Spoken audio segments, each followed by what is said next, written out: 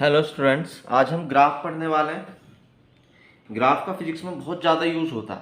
जैसे सपोज करो फिजिक्स में मोशन ऑफ स्ट्रेट लाइन में यूनिफॉर्म मोशन है, तो उसमें graph s equal to v t plus s naught या s equal to v t ये होता है। ये यूनिफॉर्म मोशन के ग्राफ्स हैं।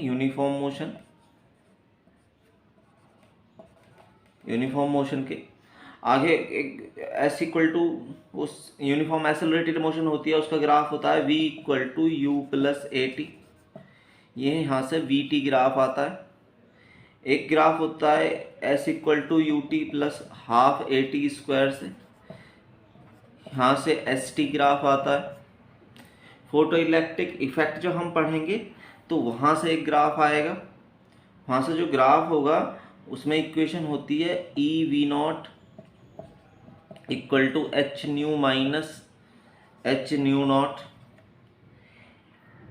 इलेक्ट्रिक फील्ड फाइंड करने के लिए नॉन कंडक्टिंग स्फीयर से वहाँ पर 1/4 pi epsilon naught into q upon r cube into r. तो इस तरह के बहुत सारे ग्राफ्स आते हैं। सिंपल हार्मोनिक मोशन में साइन का ग्राफ आता है इस तरह से।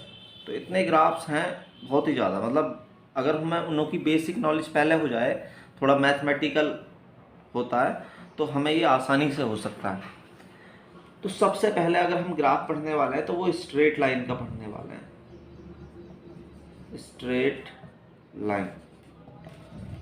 लाइन के ग्राफ। स्ट्रेट लाइन के ग्राफ फाइंड करने के लिए हमें पता होना चाहिए कि अगर किसी स्ट्रेट लाइन का ग्राफ करना है तो टू कंडीशन गिवन हो।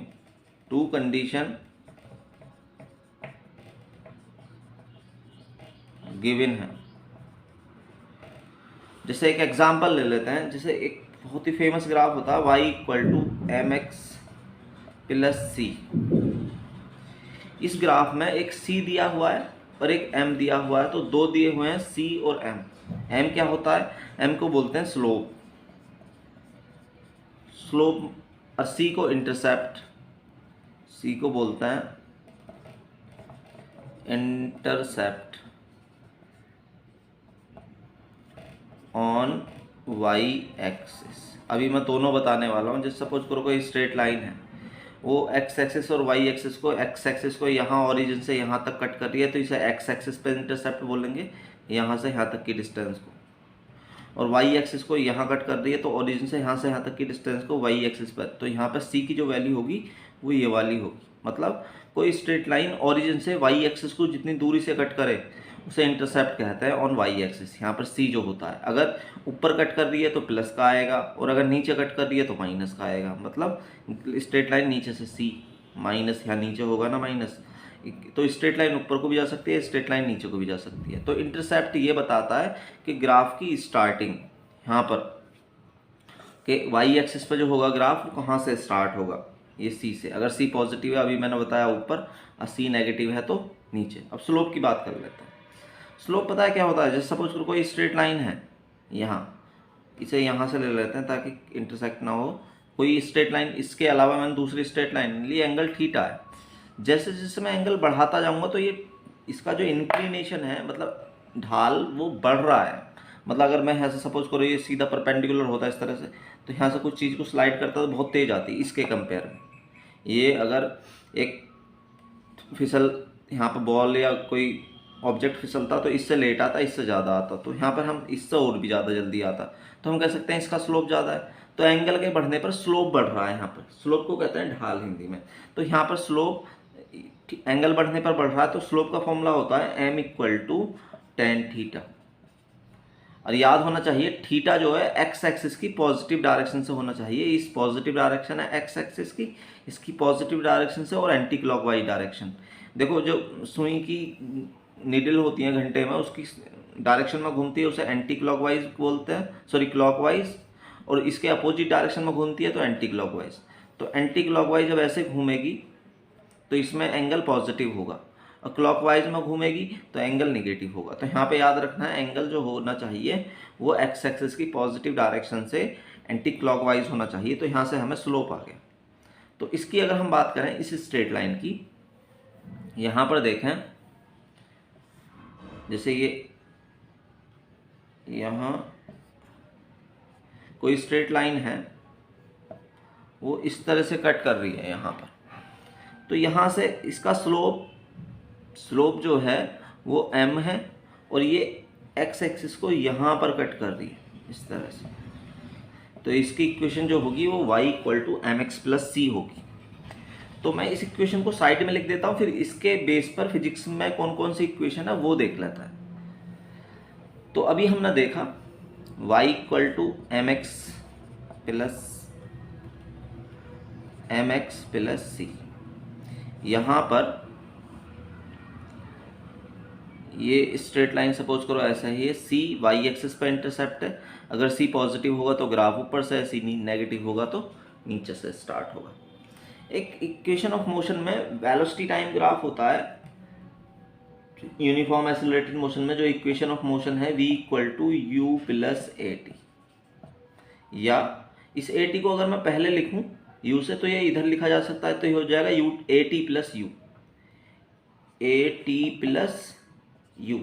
अब इन दोनों इक्वेशनों को हम कंपेयर करते हैं। जो y है उसकी जगह v आ रहा है, y की जगह आ रहा है v, तो यहाँ पे v लिख देंगे क्योंकि ये y एक्सिस है, ये x एक्सिस है, तो y की जगह आ गया v, और t की जगह जो x है उसकी जगह t आ रहा है, तो ये टाइम हो गया, तो यहाँ से vt ग्राफ आएगा। अब vt ग्राफ में कांस्टेंट जो है वो इनिशियल वेलोसिटी है, जो यहाँ पर c है वो इनिशियल वेलोसिटी है। अब इनिशियल वेलोसिटी अगर पॉजिटिव है तो ग्राफ ऊपर से स्टार्ट होगा, और अगर इनिशियल वेलोसिटी नेगेटिव है तो ग्राफ नीचे से स्टार्ट होगा, ये याद रखना है। और मैं गारंटी देता हूँ कि ग्राफ का क्वेश्चन नहीं छूटेगा अगर हम ग्राफ इसी से क्लियर कर लेते हैं। दूसरा, स्ट्रेट लाइन का कैसे पता चलेगा? जो वेरिएबल हैं, जैसे यहाँ पर x वेरिएबल है, यहाँ पर y वेरिएबल है, दो वेरिएबल हैं, इसकी पावर 1 होगी और इसकी पावर 1 होगी, दोनों की पावर 1 होगी। अगर दोनों की पावर 1 है तो ग्राफ स्ट्रेट लाइन होता है, ये याद रखना। तो ग्राफ यहाँ पे सबका स्ट्रेट लाइन, यहाँ पर t की पावर 1 है, यहाँ v की पावर 1 है। जब पावर दी हुई नहीं होती तो 1 मानता है, तो इसलिए जब दोनों की पावर 1 हो तो उसका ग्राफ जो होता है वो स्ट्रेट लाइन होता है। मैं दोबारा बताता हूँ, c इंटरसेप्ट है y एक्सिस पे, तो यहाँ पर ये y एक्सिस को कहाँ पे काटेगा ग्राफ। एक और चीज़ याद रखनी चाहिए कि टाइम की वैल्यू कभी नेगेटिव नहीं होती, तो इसलिए ग्राफ इसमें और इसमें लाई नहीं करेगा, ग्राफ यहीं से स्टार्ट होगा वीटी ग्राफ। तो हमारे दो इसमें क्वाड्रेंट में आएगा। अब यहाँ से हम इसके डिफरेंट केसेस देखेंगे। तो यहाँ से हमने देखा यहाँ पर ये v = at + u, u अगर पॉजिटिव है तो ग्राफ ऊपर से, u नेगेटिव है तो ग्राफ नीचे से स्टार्ट होगा। तो अगर सपोज करो a पॉजिटिव है, a पॉजिटिव का मतलब एक्सेलरेशन पॉजिटिव है, मतलब ऑब्जेक्ट की वेलोसिटी इंक्रीज हो रही है। जिधर इनिशियल वेलोसिटी है, इनिशियल वेलोसिटी की डायरेक्शन, ये डायरेक्शन है, उसी डायरेक्शन में एक्सेलरेशन है। तो यहाँ पर क्या होगा कि एक्सेलरेशन दोनों पॉजिटिव हो जाएंगे। अब a पॉजिटिव है मतलब स्लोप पॉजिटिव है, याद रखना स्लोप पॉजिटिव होता है ऐसे और स्लोप नेगेटिव होता है ऐसे, क्योंकि यहाँ से स्ट्रेट लाइन ऑब्ट्यूज एंगल बनाएगी। जब ऑब्ट्यूज बनाएगी मतलब 90 से ज़्यादा, सपोज करो 120 बना लिया स्ट्रेट लाइन, तो tan 120 निकालेंगे 120, tan 120 की वैल्यू जो आएगी -√3 आएगी, तो नेगेटिव आ गया ना।